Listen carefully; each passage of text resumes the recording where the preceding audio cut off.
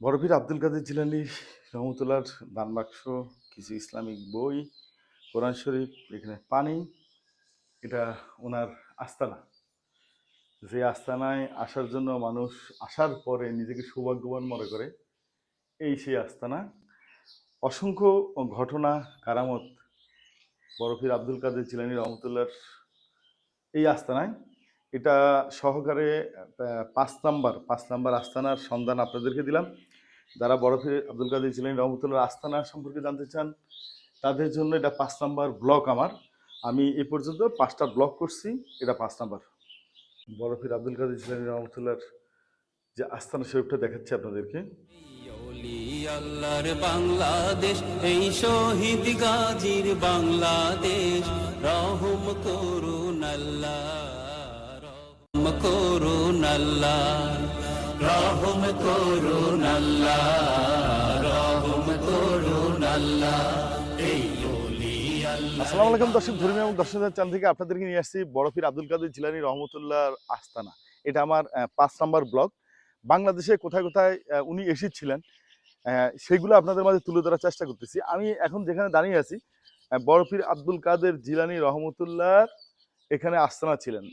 আমি একটু ঘটনার গভীরে চলে যাই যে এই আস্তানাটা হওয়ার পিছনে একটা কারণ আছে।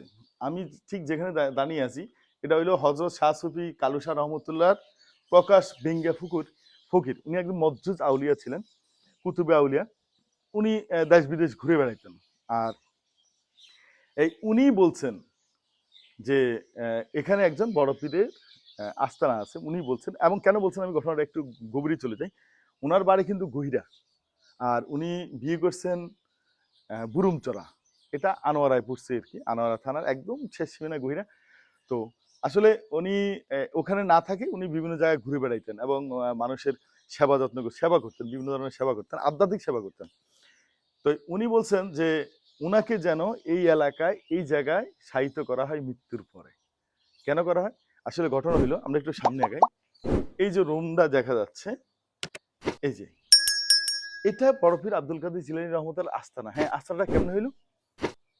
এখানে যখন জঙ্গল ছিল, মানে একদম ঘাস টাস উঠানো ছিল, আর এই পাশে পুরোই তো জঙ্গল, এবং এইগুলো কিন্তু সরকারি খাস জমি। তো জঙ্গল থাকার কারণে একটা জায়গার মধ্যে গোল আকৃতি করা যে সাদা অংশ, মানে এখানে কখনোই মানে ঘাস উঠতো না। তো এবং এখানে লোকজন আসলে, কোনো কারণে বিশেষ প্রয়োজনে মানুষ আসলে বা এদিক দিয়ে যাতায়াত, মাঠে আসলে, তো তখন কি করতো, এখান থেকে কিছু আধ্যাত্মিকতা মানুষ বুঝতে পারতো। তো সেই কারণে এখানকার এক মুরব্বী, একজন আলেম, ওনার চোখে অনেক কিছু ধরা খাইছে। ধরা খাওয়ার পরে উনি কি করছে, এখানে মাঝে মধ্যে আসতো, আবাদত করতো। হ্যাঁ, এটা এটা এই বিল্ডিংটা হওয়ার আগে। তো যখন উনি এখানে আসতেন, আসলে আসার পরে এই এরপর থেকেই মানুষ আরো একটু ভালোভাবে জানার চেষ্টা করলো, বা মানুষ জানলো যে আসলে এখানে কিছু একটা আছে। তো পরবর্তীতে যখনই বেঙ্গা ফকির রহমতুল্লাহর উফাত হয় এবং ওনার কবরটা এখানে দেওয়া হয়, ওনার শ্বশুর বাড়িতে দেওয়ার চেষ্টা হয়েছে বুরুমচড়াতে, সেখানেও দেওয়া যায়নি। গহিরাতে দেওয়ার চেষ্টা করছে, সেখানেও যায়নি। উনি অন্য একটা জায়গার মধ্যে, এটা যদিও এটা আনোয়ারার মধ্যেই পড়ছে, এটা আনোয়ারা থানার ঠিক পূর্ব দিকে, আনোয়ারা থানার পূর্ব দিকে। তো আমরা এই যেখানে দাঁড়িয়ে আছি, তো যখন ওনার কবরটা এখানে দেওয়া হয়েছিল, তখন থেকে মানুষ আরো ভালোভাবে উপলব্ধি করা শুরু করলো, বিভিন্ন কারামত দেখা শুরু করলো, যে আসলে বড়পীর আব্দুল কাদের জিলানী রহমতুল্লাহ এখানে আস্তানা আছে। চলুন আমরা একটু আস্তানার ভিতরে প্রবেশ করি। আসসালাম আলাইকুম। এটা এই যে এখানে সুন্দর করে লিখে দিছে হজরত বড়পীর আব্দুল কাদের জিলানী রহমতুল্লাহর আসন মোবারক। এই যে ওনারা আবার লিখে রাখছে, হ্যাঁ, যেন দর্শকদের সুবিধা হয়।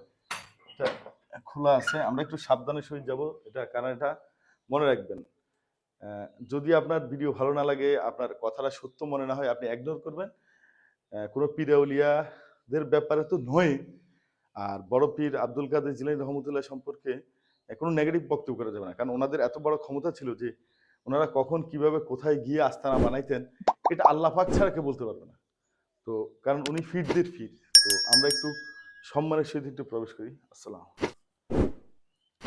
কারণ আমি ভিডিওর শুরুতে বলছি যে এটা মাজার নয়, বড় পীর আব্দুল কাদের জিলানী রহমতুল্লাহ আস্তানা শরীফ।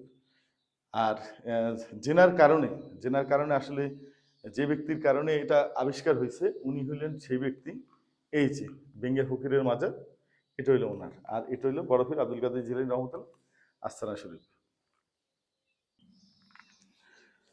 দর্শক আসলে এই আপনি যখন দেখবেন, আসলে দেখার যে আত্মতৃপ্তিটা আর শোনার যে আত্মতৃপ্তিটা এখানে আসলে কিন্তু সেটা আমি পেয়েছি এবং আপনারা ভিডিও দেখে সেটা পাবেন। আমি একদম নিশ্চিত করে বলতে পারি যে আসলে পীরদের পীর বড় পীর আব্দুল কাদের জিলানী রহমতুল্লাহর আস্তানা বাংলাদেশের চট্টগ্রাম জেলার আনোয়ারা থানার আনোয়ার থানায় যে ওনার যে আস্তানা, এটা সত্যি মানে অবাক করা বিষয়। আসলে এটা আশ্চর্য না হয়ে আসলে পারবেন না। চমৎকার একটা কথা হলো যে বড় পীর আব্দুল কাদের জিলানী রহমতুল্লাহর কিন্তু অসংখ্য আস্তানা বাংলাদেশে আছেন এবং আমি ৪ টা আস্তানায় গেছি। এটা ৫ নাম্বার আস্তানায়।